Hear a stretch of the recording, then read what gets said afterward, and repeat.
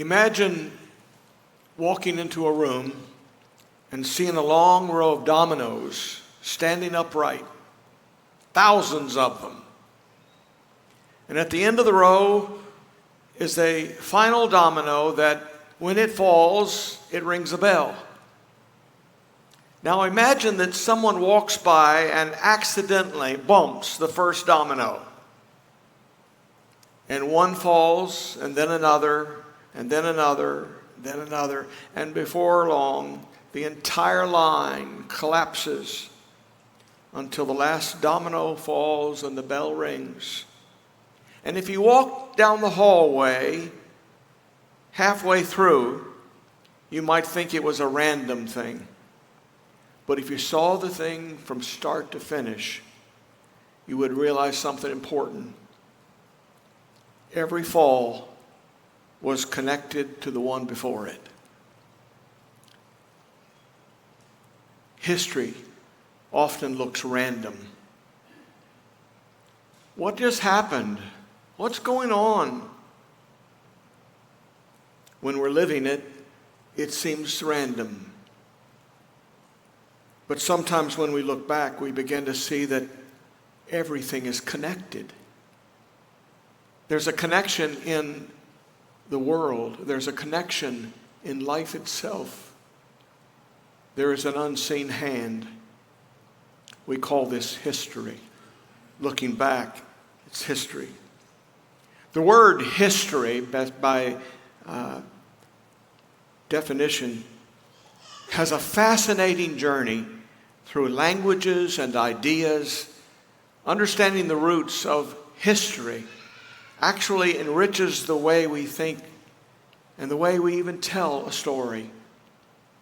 The English word history, by the way, comes from an ancient Greek word meaning inquiry or investigation, learning by asking questions, and knowledge gained through investigation. It comes from a Greek noun, histor, meaning a wise man or a judge or a witness or one who knows because he has seen or investigated. So originally, history was not simply a record of the past. It meant a disciplined search for truth. History is a disciplined search for truth. So here in this church, we're students of history. We read the Bible from Genesis, all the Old Testament, into the New Testament, to the end, the book of the Revelation of Jesus Christ. And we search for truth.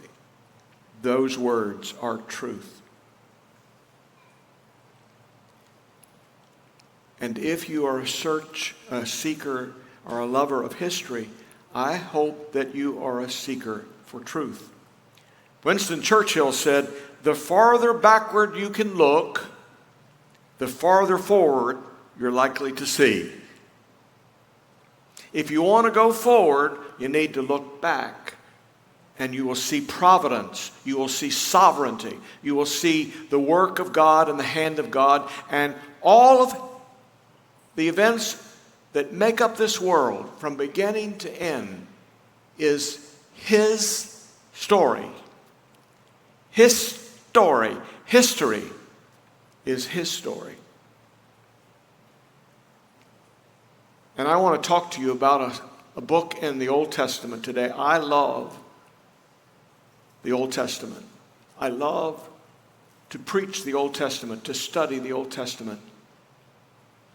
In the last week, I've written 3 sermons, all on the Old Testament, just enveloped in it. And today, I want to share with you one of the great stories that is a pillar of Judaism. In fact, it is the reason that there's a celebration called Purim, and we'll talk about that in a moment. But before I do and plunge into this subject from the book of Esther, I received word after we met last Sunday, and it's a satellite ministry which we're a part, and he told me that now The Voice of Resurrection, which is the name of our program, is being aired by satellite into Iran and Afghanistan and anyone in that region of the Middle East who can pick up a satellite gets to see it twice on Sunday. And then they're airing it every day of the week now. And last Sunday, when the numbers were counted by the people who own the satellite, the people who watched were over 106,000 people on Sunday morning and 80,000 plus on Sunday night. That's an amazing thing, and I stand in awe of how God arranged this and how we get to speak into that ancient culture, especially at a time like this. This is a Lenten sermon because we're in the period of Lent, preparing our lives to meet Christ at the cross again and relive with him this journey of salvation. But this story that I'm going to tell you today, that comes right out of the pages of God, is an ancient story. It's over 2,500 years old. But it's a story about redemption and God's providence and God's sovereignty and how he works to save the world.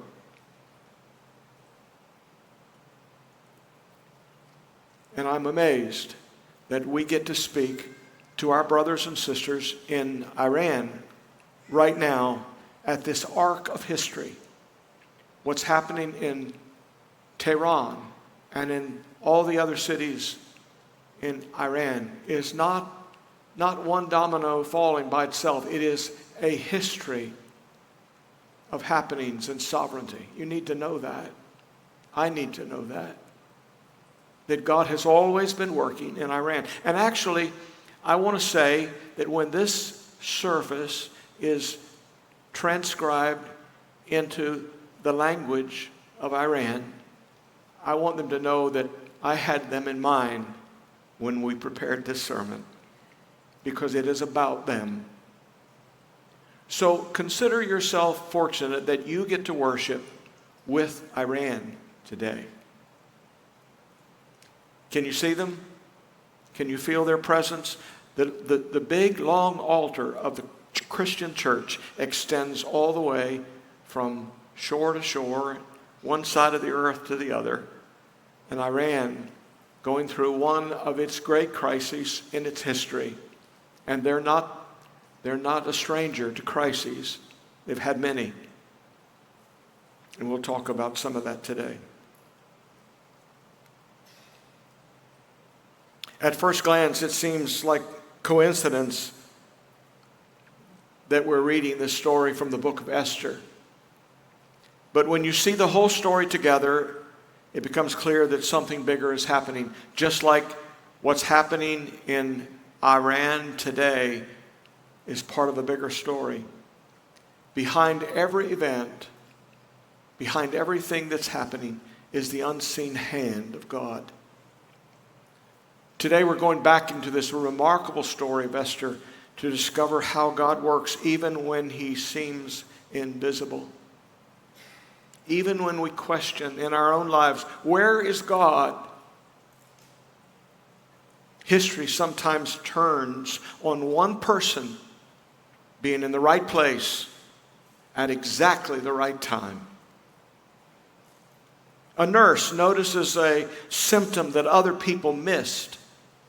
A firefighter happens to be driving down a street when a house catches fire. A bystander sees someone in danger and steps forward in a moment by reflex. Was it a coincidence? No. I believe that there are no coincidences in the lives of people of faith in Christ. They're rather than coincidences, they're God incidences. A God incident has the hand of God all over it.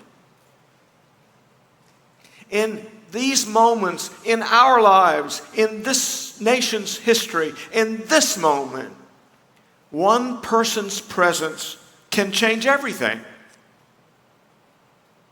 Perhaps, is it too crazy to even suggest this, that the voice of resurrection could be a player in the hands of sovereign God to speak into a nation going through great crises?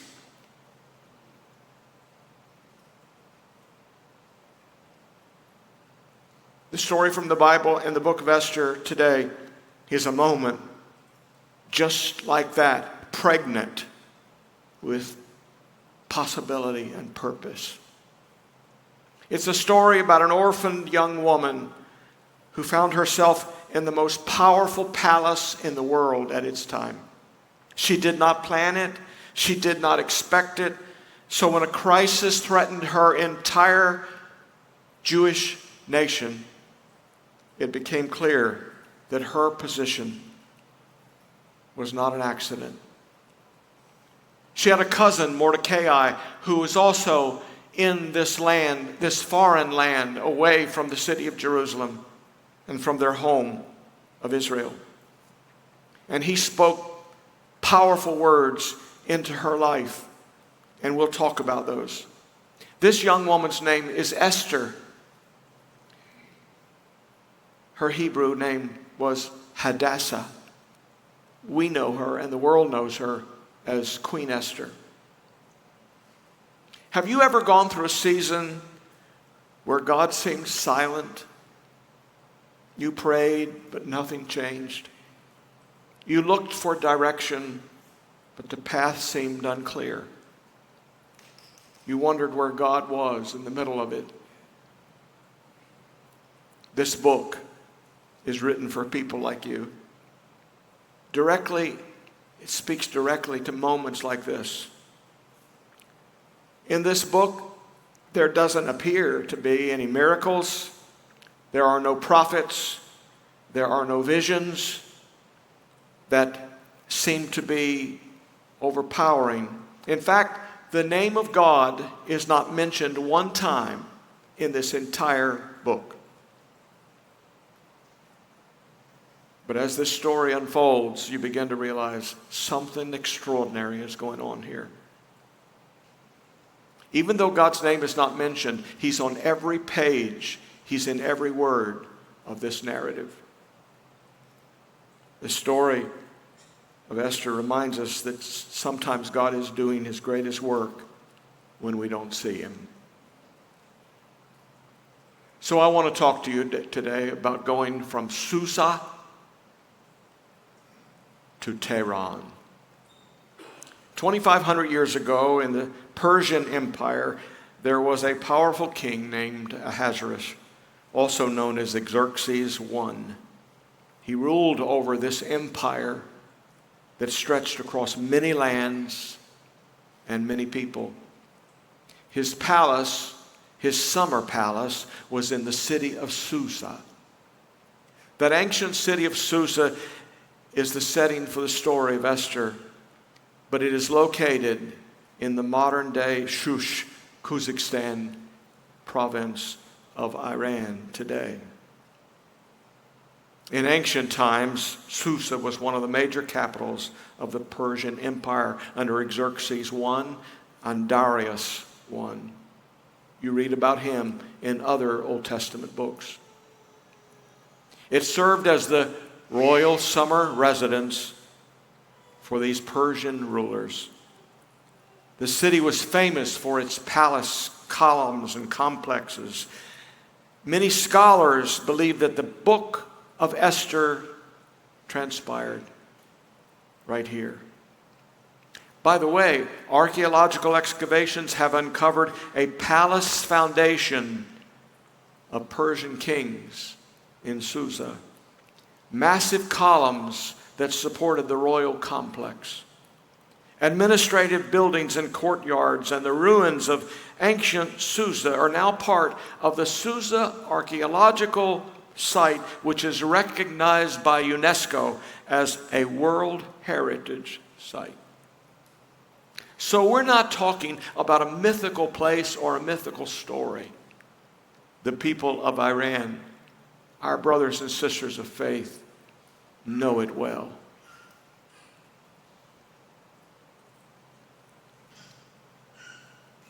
By the way, it's a known fact that many people are announcing, talking about, marveling at. Right now, one of the places in the world where more people are coming to Christ, becoming new converts to the Christian faith, is in the nation of Iran. You don't get the facts and the figures because to be a Christian is to put your life in jeopardy. It's dangerous to be a Christian. But hasn't it always been? Shouldn't it always be? Aren't we the most dangerous people in the world?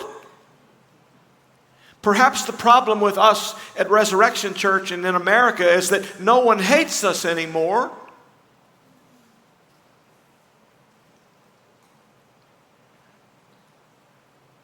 One day, the king, Xerxes I, held a great feast that lasted many days. And at the end of the celebration, he called for his queen, who was named Vashti, to appear before him and his guests so they could admire her beauty. He liked beautiful women. Who doesn't? But guess what? Vashti refused to come. And the king became very angry at her, and after consulting his advisors, he removed her as the queen. And after some time, the king's servant suggested that beautiful young women from all over the empire would be brought to the palace so he could choose a new queen. Among the women brought to Susa was this young woman named Esther, or Hadassah in Hebrew. She had been raised by an older cousin named Mordecai after her parents had died. And Mordecai told her when they both came to Iran, modern-day Iran, ancient Persia, not to reveal to the people there that she was Jewish. Esther, because of her beauty and her wisdom, she pleased everybody who met her. And when the king saw her, he loved her more than all the other women that he interviewed and saw from around the empire. He placed the royal crown on her head, and he made her the queen. And not long after this, Mordecai discovered something that had been out of public view. It was a plot by two palace guards who had planned to assassinate the king. Mordecai reported the plot to Esther, and she told the king about it and how his life was saved. And the event was written down in the royal records, the royal journal. And at that time, a member of the administration of Susa Palace was a powerful official by the name of Haman. He rose to a high position in the kingdom. He was at such a high level in the kingdom and had such authority and influence that the king demanded that everybody in the empire would be commanded to bow down to Haman. And everybody did, except one person, Mordecai. This made Haman furious. And when he learned on top of this that this man is not bowing down, he was a very proudful man. Mordecai is not bowing down, but on top of that, he's a Jew. He decided not only to punish Mordecai, but he decided to kill all the Jews throughout the empire. He was in the lineage of Hitler, Mussolini, and Stalin, and the Ayatollah. Haman convinced the king to issue a decree on a certain day that the Jews would be attacked and destroyed. And the decree went through the whole empire. When Mordecai learned about this, he tore his clothes and he mourned in the city. He did without food. And he sent word to Queen Esther and urged her to immediately go into the presence of the king and to plead for her people. Except that going into the presence of a king uninvited could cause her death. No one walked into the throne room unannounced or uninvited, or otherwise you could be killed. But Mordecai spoke words to his cousin Esther, words of historical importance, words that you need to hear today. And this is the word. Who knows, Esther, but what you have come to the kingdom for such a time as this. In other words, this may be the reason you're alive. This may be God's purpose for your whole life. Some of us do not have a sense of destiny. We all need that our life matters, that maybe one moment, one opportunity will present itself to us, and we need to be ready for that opportunity. For we never know what a day brings forth. We never know who we will meet today. We never know what's going to happen in politics or government or in society or in families. And we need to be ready with a sense of destiny to fulfill our God-given destiny. One of our own presidents, Abraham Lincoln, had failure after failure after failure in politics and in life as a young lawyer. And he said this: my job is to prepare myself and to get ready and be my best self, and one day maybe my time will come. And it did, in fact. For this nation, Abraham Lincoln was known as the great emancipator. He changed the course of the history of this nation and therefore the world. Do you believe that's possible for you? Do you believe that you have come to the world at such a time as this? Why weren't you born during the Civil War? Why weren't you born in the 1600s? Why did you not come into the world in the first century? Why the 21st century are you here now? Perhaps you have come to the kingdom in the sovereign will of God for the time we're living. And perhaps this message today is going out to encourage our brothers and sisters in an ancient land where more than 40,000 of them have died in the past few weeks alone at the hands of their own Ayatollah, their own emperor and king. Perhaps you have a part to play not only in what we do here in this church, but in our nation, in this city.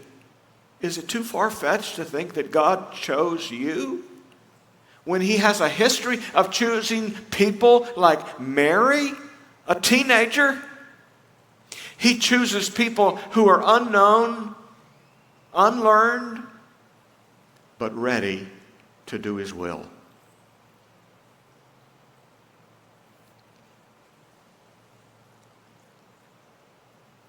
Esther knew that approaching the king without being summoned was very dangerous.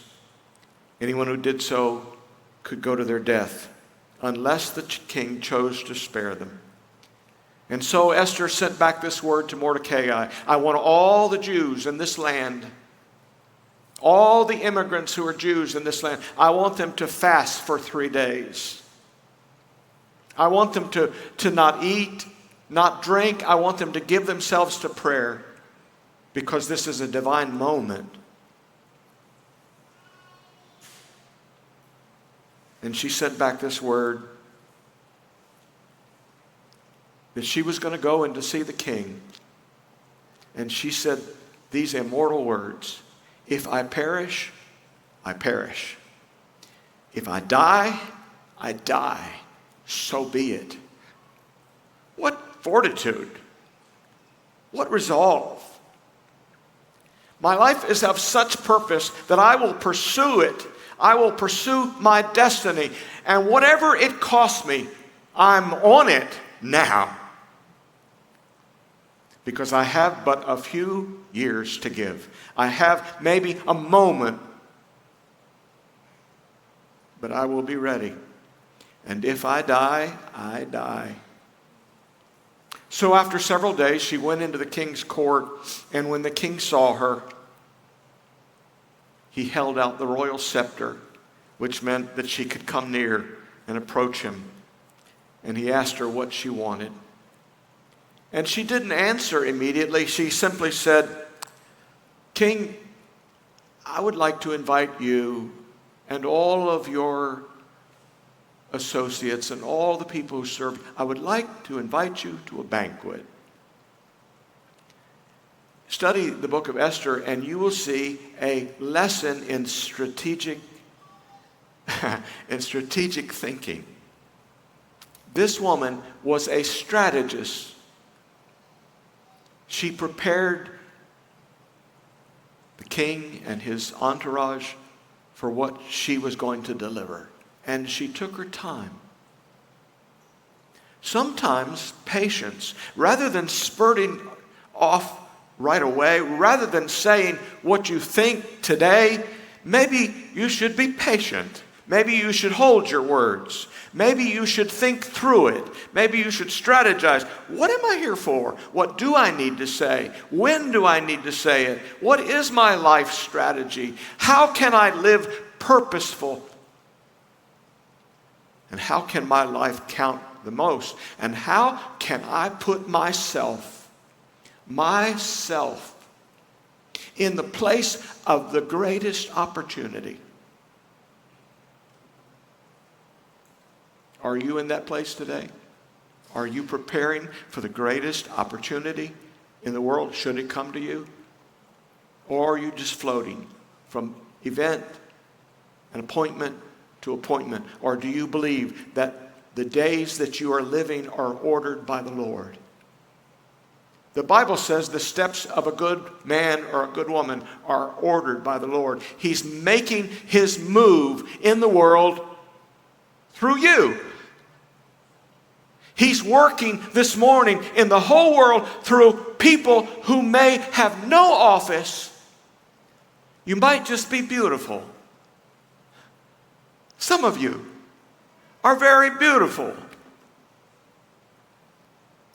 And for some of us, we thought beauty was a train and we missed it.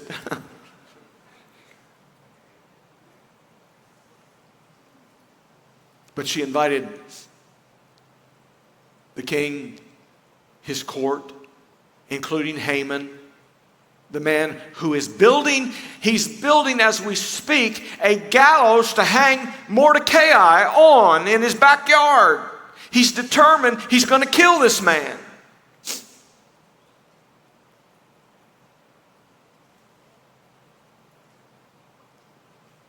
And Esther steps on the scene. Maybe she didn't realize the gravity of her time. Maybe she was not aware. Maybe she was. I think she was.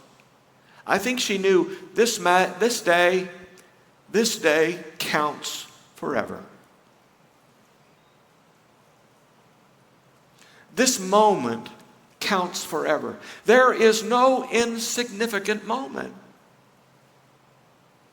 Your restful moments, your employed moments, your speaking moments, your quiet moments are all under the orchestration of the sovereign God.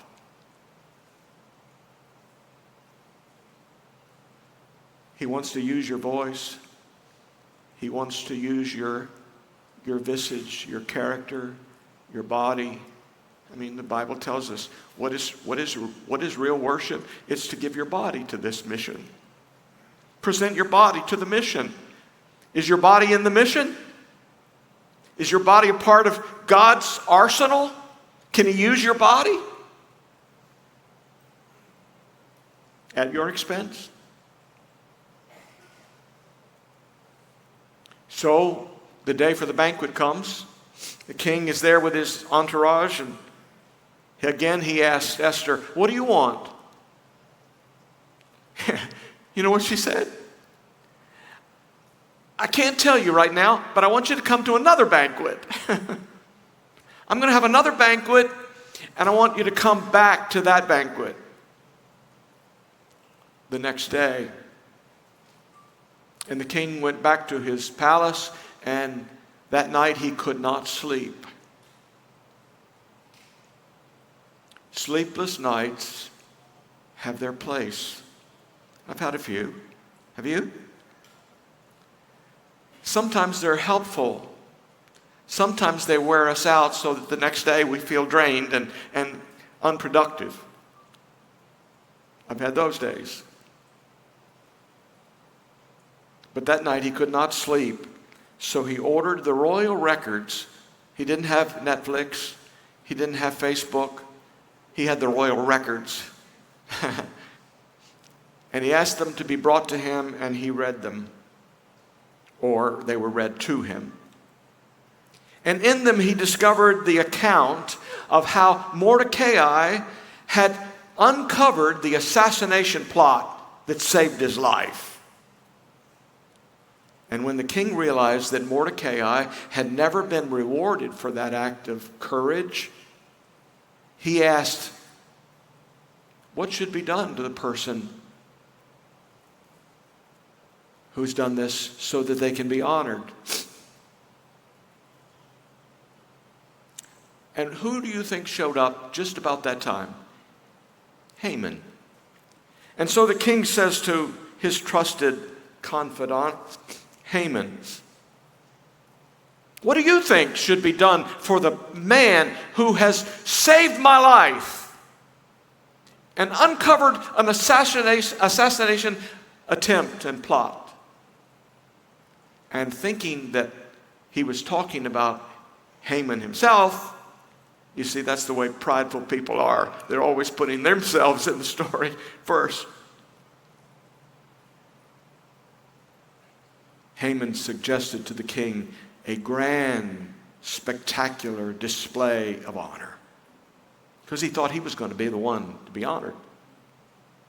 He said this man should wear royal robes, and he should ride on the king's horse through the empire, and he should be led through a city where everybody proclaims his honor.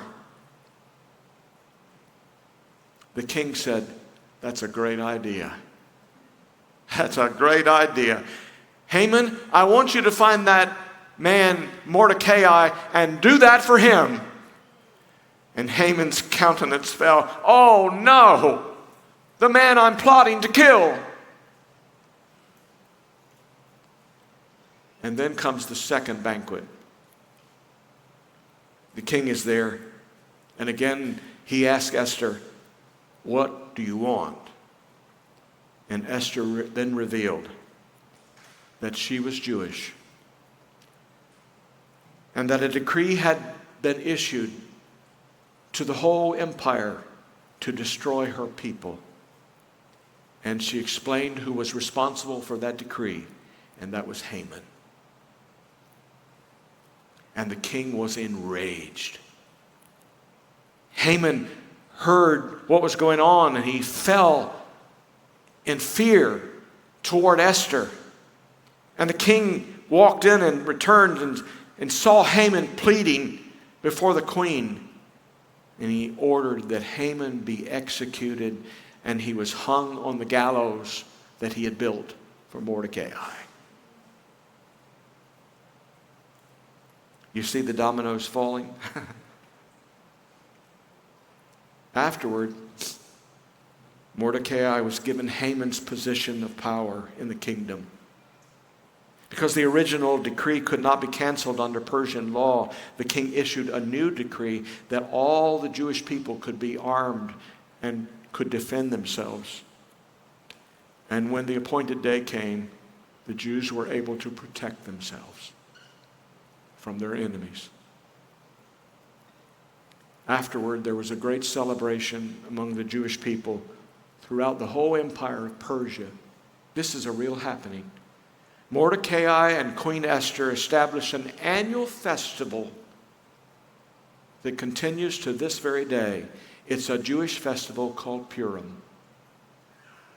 And it is how God delivers his people. Sometime in the future, you might want to read what happened in 1953 when Stalin in Russia decided he was going to kill the Jews in that nation.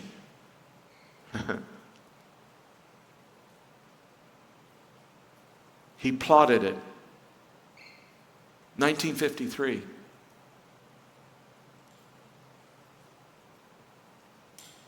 And before he was able to do it, the time came for Purim. And he died. Stalin, Joseph Stalin, the dictator and despot who was planning the overthrow or the annihilation of the Jews, died. And what was called the doctor's plot, he thought all of these Jewish doctors were plotting against him. It was declared null and void, and the people were saved again in 1953 during Purim. Think about all the sequence of these events. Providence working behind everything, behind every scene, behind every newspaper article, behind every political move that happens in Washington or Tehran or Paris or London, is the hand of the Almighty. Queen Vashti is removed. Esther becomes the queen. Mordecai discovers this assassination plot. The event is written in the royal records. Years later, the king can't sleep, and he reads about it just at the right moment. None of these look miraculous on the face of it, because there's no parted seas, there's no burning bushes, there's no angels appearing, there's no special circumstances, but God is working in all of it, like he is today in Tehran and in Daphne, Alabama. Through decisions being made, through people, often the hand of God is clearest when we look backward and we look at history, because history is his story. So here's the principle. God is always at work. He is always at work. There's never a time where God says, I'm out. No, never. He's working in your life right now, and you don't know how, and you don't know why. You don't know what's going on in your business. You don't know what's going on in your family. It looks like it's falling apart. It looks like you don't have a purpose in this world. God is at work, even when you don't know what he's doing. Even when people do not acknowledge him. Even when nations rebel against him. Even when we're unfaithful, he remains faithful. Number 2, God positions people for his purpose. When the crisis came, Mordecai was there. Mordecai sent that message to Esther And his words are echoing in this room today. Maybe, perhaps, could it be that you were born for this moment, for 2026? That you're here by divine appointment. You've come to the kingdom of God for such a time as this. And those who believe that can capture those moments. Esther had not planned to become a queen. She had been an orphan. She was a minority in a foreign land. But she was a young woman that was brought into the royal palace. And when danger threatened her people, it became clear that her position mattered. Her place in the palace was not an accident. Your place in the world where you live is not an accident. Where you work is not an accident. You may think that it just happened by happenstance and just the stars aligned and you got your job and you're here and it was just something your mom and dad did. The people around you, the opportunities in front of you, God ordained. Bad ones and good ones. Here's the principle. God often positions people exactly where they're needed. Some people think you can't be used unless you're a pastor or a missionary or a church leader or you're theologically capable or astute. And nothing could be further from the truth. In this story in Esther, this short book in Esther, his story book, he uses a government leader in the city of Susa who's a Jew, Mordecai. He uses a young woman in the royal court, Esther. And so you see, God places people in all kinds of positions, on school boards, in business situations, in offices and in neighborhoods and in hospitals and in governments. And as I speak to you today in this place, I speak to Iranians. This is your moment. This is your moment to claim God's sovereignty and God's opportunity for your nation and for the world. Sometimes we discover our purpose when an opportunity arises because God orchestrates it. But number 3, courage is required. You have to have courage. Approaching the king without being invited is dangerous. But danger is part of our life. Do not shrink from danger. Do not shrink because of fear. Courage is going on in spite of fear. Courage is not the absence of fear. It's faith in the midst of fear. And if you perish, you perish. If you die in the service of Christ in this church, if you die because you serve other people selflessly, if you die because you're expendable, no, you die in the service of the King of Kings and the Lord of Lords. This is purposeful courage. And this woman understood that silence might protect her temporarily. I'm going to keep my mouth shut. I'm not going to talk about the Lord. I'm not going to say anything. I'm not going to defend the unborn. I'm not going to go on the walk of life because my little contribution doesn't matter.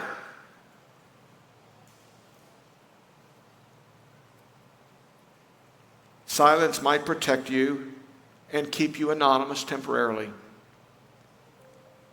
but it won't save God's people. Every generation of believers faces moments that requires courage. And I think at this time in my life, at this time in your life, we need the most courage. Speaking truth has always been unpopular. Standing for integrity when compromise is easier defending the vulnerable, and remaining faithful under pressure has always been difficult. And it will continue to be so. Being true to a church, and being true to causes, and being true to your integrity, and being true to your God is not going to be easy. When Jesus says, "Follow me," he didn't say, "It's going to be easy. You're going to have health, and you're going to have wealth, and you're going to be blessed." Sometimes you might die. But if you die, you die. That's the price sometimes for people in nations like Iran. People are dying for speaking truth. Courage does not always mean heroic drama. Sometimes it means just doing the right thing anonymously.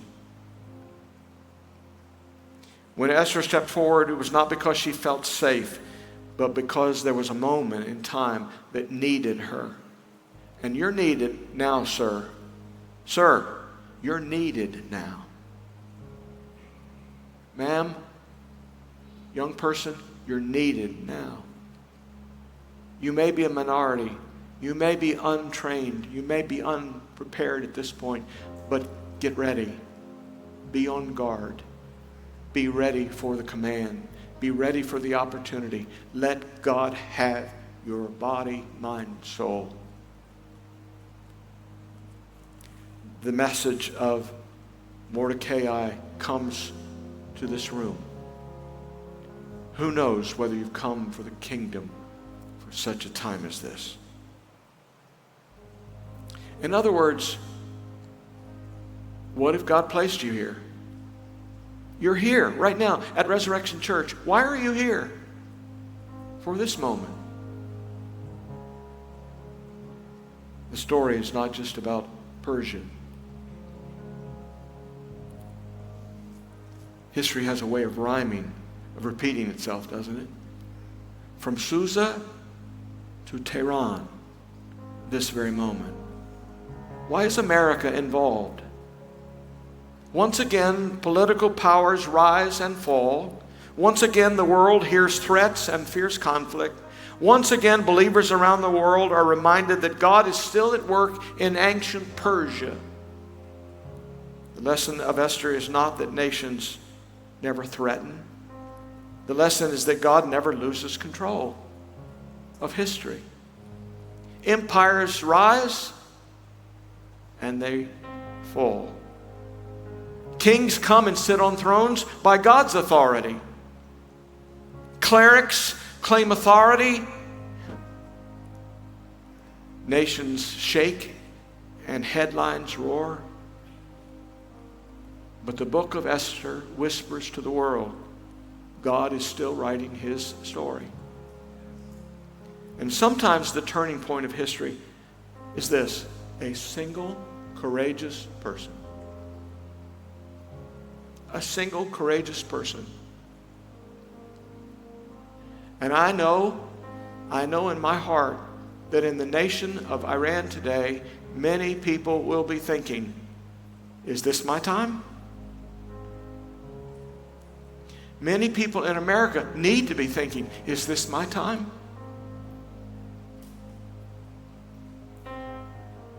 The God who ruled over Persia in ancient days is the same God who rules over nations today. And he's looking throughout the whole earth for those persons whose heart is toward him. No throne is higher than his throne. No decree is stronger than his purpose. And no empire is greater than his kingdom.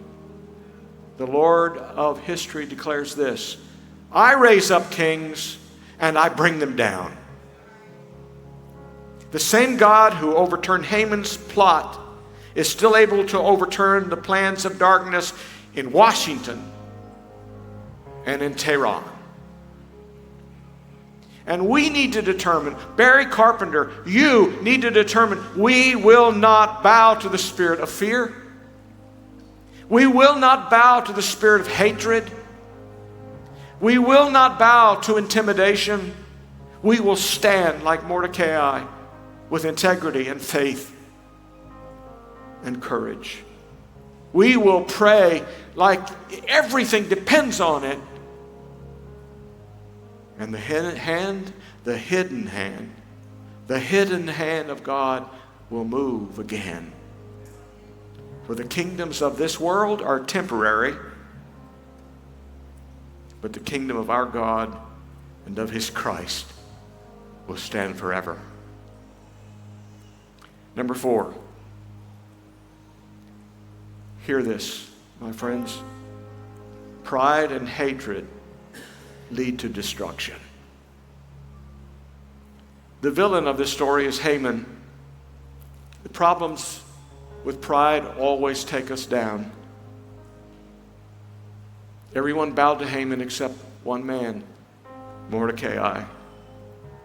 And that single act wounded his pride so deeply that he decided to destroy an entire people. Do you know how many wars in our history, in the history of this world, were started because somebody got offended and their pride got assaulted? Hatred grew, and hatred still grows from wounded pride.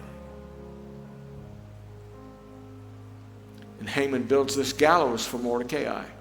He's going to die. I'm going to see to it. But in the dramatic reversal of the story, Haman himself was executed on the gallows that he built. And the book of Esther stands as a lesson and a sermon to every one of us that pride goes before a fall. In a president, in an Ayatollah, in a preacher, in a young person, in a retiree, pride goes before a fall. Pride blinds you to wisdom. Pride feeds anger. Pride turns conflicts into large disasters. In contrast, Mordecai and Esther act with humility and restraint. She took her time. She was patient with her words. She was strategic. Scripture teaches us that pride ultimately collapses under its own weight. Number 5, God uses all circumstances. He uses everything. Everything. So somebody's in your way. Somebody's pulled out in front of you. Somebody's plotted a lawsuit against you. Somebody hates you. God uses everything. So the wrong person you think got elected. And trouble has come to a nation, our nation, to the Iranian nation. The central tension of this story is the decree that all Jewish people in the empire are going to be destroyed. It seems helpless, hopeless. But what began as a day planned for destruction became a day of deliverance. And out of this reversal came the Jewish festival of Purim, which Jews all over the world celebrate. And they celebrate it because they believe this. This is the fact. God delivers his people through all kinds of circumstances. Doesn't matter. Doesn't matter how deep the problem is. Doesn't matter how deep the circumstances are. The story reminds us that God specializes in reversals. Situations that appear final are not final until God says it's final. Circumstances that seem hopeless are still unfolding. And God will write the last chapter. So, the story of this orphan girl in a foreign culture, this story of palace politics and hidden plots, we're used to those in this country too, aren't we? Conniving, evil men in smoke-filled rooms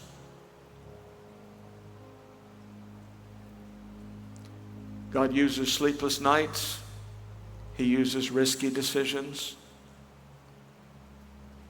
And through all of it, God works quietly behind the scenes of my life today. I believe that. He uses every circumstance. And everything matters. Everything matters. God works even when He seems invisible. He places people in specific places for His own choosing. And courage is required to do what is right. Pride leads to destruction. And God can reverse even the darkest circumstances.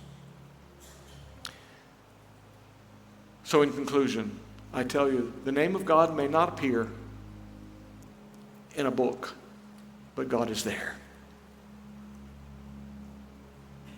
We may be at a time in history where it looks like faith has been supplanted on a throne by evil.